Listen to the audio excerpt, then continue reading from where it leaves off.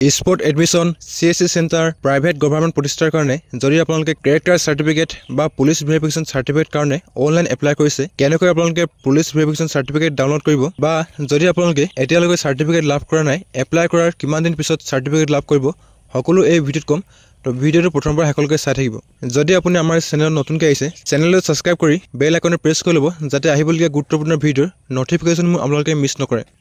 certificate download কৰিবৰ কাৰণে computer বা মোবাইলৰ গুগল ক্ৰমত গৈ সাৰ্চ কৰিব আসাম পুলিচ সেৱা সেতু ইয়াত আপোনালোকে আসাম পুলিচ সেৱা সেতুৰ এটা ৱেবছাইট পাব ইয়াতে ক্লিক কৰিব তাৰ পিছত আপোনালোকৰ আসাম পুলিচৰ ড্যাশবৰ্ডত এনেকৈ ৰিডাইৰেক্ট হৈ আহিব ইয়াত আপোনালোকে দুটা অপচন পাব লগইন আৰু ৰেজিষ্টাৰ যদি আপোনালোকে ক্যাৰেক্টাৰ সাৰ্টিফিকেট বা পুলিচ ভেৰিফিকেশন সাৰ্টিফিকেট কেনেকৈ নিজৰ মোবাইলৰ পৰা অনলাইন এপ্লাই কৰিব তাৰ ভিডিঅ' চোৱা নাই তাৰ লিংক ডেসক্ৰিপচনত দিয়া আছে ডেসক্ৰিপচনত গৈ আপোনালোকে ভিডিঅ' চাই ল'ব পাৰে সো ইয়াত আপোনালোকে লগইন বটনত ক্লিক কৰিব তাৰ পিছত আপোনাৰ লগইনৰ পেজটো খোল খাই আহিব ইয়াত আপোনালোকৰ মোবাইল নম্বৰ আৰু পাছৱৰ্ড ফিল আপ কৰি আই এম নট ৰবটত ক্লিক কৰি গেট ষ্টাৰ্ট কৰিব তাৰ পিছত আপোনালোকৰ ড্যাশবৰ্ডত ৰিডাইৰেক্ট হৈ আহিব ইয়াত আপোনালোকে এই কমপ্লেইন EFR পাব্লিক ৰিফাৰেন্স ৰিডাৰ এনেকৈ আপোনালোকে ভালেকেইটা সাৰ্ভিস পাই যাব সো আপোনালোকে যিটো সাৰ্ভিসৰ কাৰণে এপ্লাই কৰিছিলে যদি আপোনালোকে প্ৰাইভেট এমপ্লয়মেন্ট কাৰণে এপ্লাই কৰিছিলে তেন্তে আপোনালোকে প্ৰাইভেট এমপ্লয়মেন্ট ইয়াত ক্লিক কৰিব তাৰ পাছত আপোনালোকৰ পেজটো এনেকৈ খোল খাই আহিব যদি আপোনালোকে আন কাৰোবাৰ কাৰণে এপ্লাই কৰিব বিচাৰে তেন্তে আপোনালোকে ইয়াৰ পৰা অনলাইন এপ্লাই কৰি দিব পাৰে তো আপোনালোকৰ এপ্লিকেশনৰ ষ্টেটাস চাবৰ কাৰণে আপোনালোকে ৰাইট সাইডৰ কৰ্নাৰত ষ্টেটাস বা স্থিতি বুলি এটা অপচন দেখা পাব আপোনালোকে ইয়াতে ক্লিক কৰিব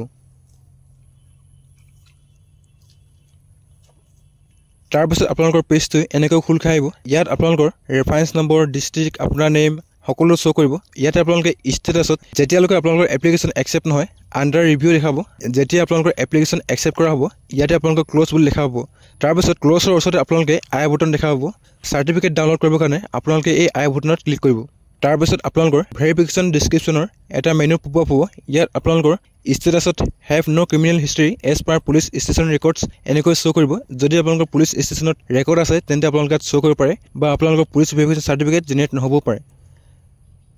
তাৰ পাছত আপোনালোকে ইয়াত এটা ফাইল বটন পাব ফাইল বটনৰ ওচৰতে আপোনালোকে এটা ডাউনলোড অপচন পাব তো সাৰ্টিফিকেট ডাউনলোড কৰিবৰ কাৰণে আপোনালোকে ডাউনলোডত ক্লিক কৰিব